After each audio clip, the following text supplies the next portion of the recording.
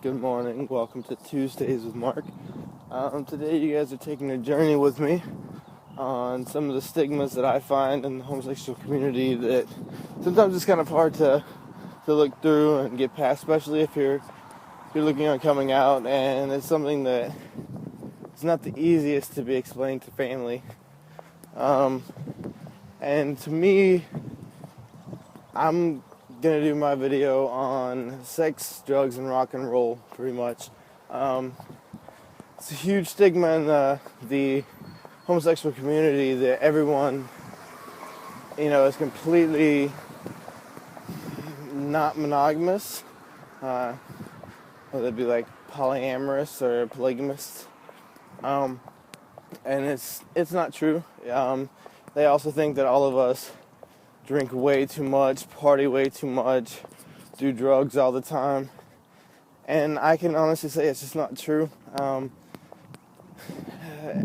Anytime that you join a community, you start kind of going through and experiencing everything in that community firsthand for yourself, and I think sometimes the peer pressure can be great because there is a lot of polygamy, and there is a lot of drugs, and there is a lot of alcohol and partying inside of the homosexual community.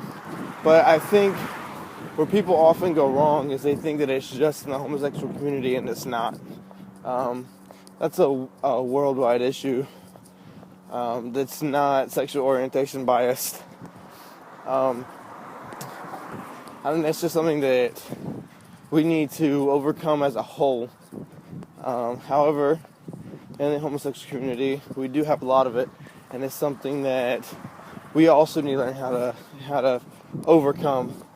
And it's something that I don't know. I don't guess that I've never really had a problem with one or the other.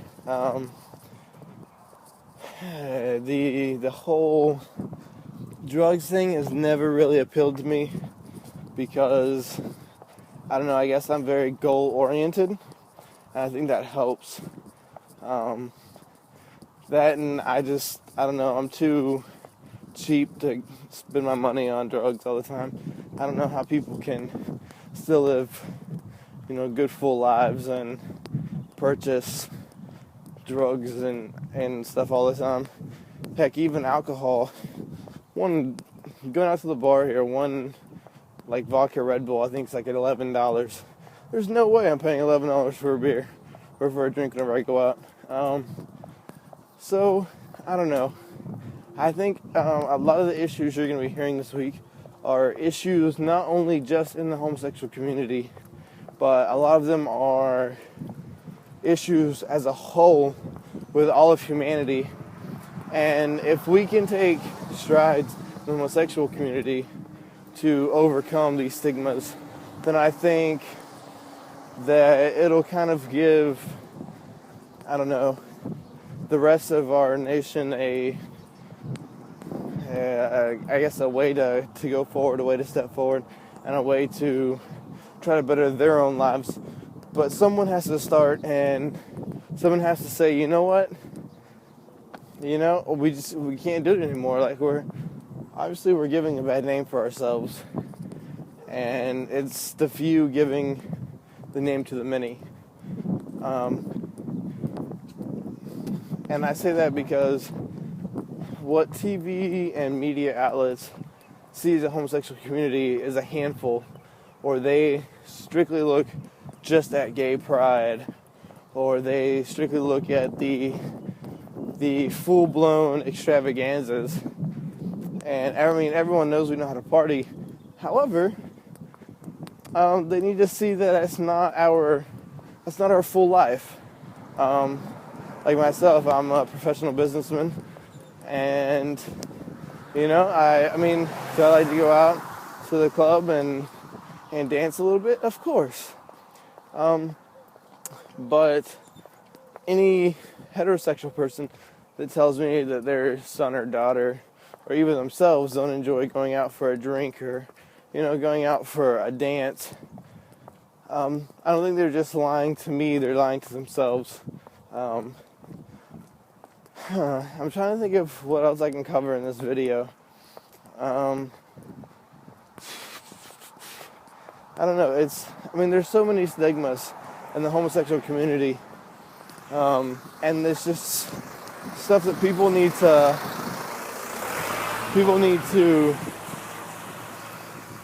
I don't know. I don't even know how to explain it. Really, it's irritating. Really, that you get labeled because of something someone else has done. And, this also goes along, I guess, with stereotypes. I always try to compare stereotypes I hear of the gay community with stereotypes that I hear of maybe the African American community, or maybe that I hear of, the Latin American community. And one of the funniest ones that always sticks in my mind, and one of the, it's sad, but it's actually one of the things that kind of changed my mind on a lot of stuff and got me thinking and got everything going around, including my decision to come out, is that pretty much all Latin Americans know how to swim. And the reasoning behind that is because the only way to get to America would be to swim if you can't cross the border and you're illegal, which is extremely, extremely rude. But not only is it rude, it's also false. You have no idea how many immigrants from Latin America I've met that have no idea how to swim at all. And I honestly, that's one of the turning points for me that I had, is as soon as I realized that, I was like, what do you mean they don't know how to swim, I was a lot younger at the time. I don't want to make myself sound ignorant to facts, at my age. But I don't know. I think it's something that we need to work on and spread the word that we're all just human beings. I think people see us as this image of party goers and drug abusers and sex abusers.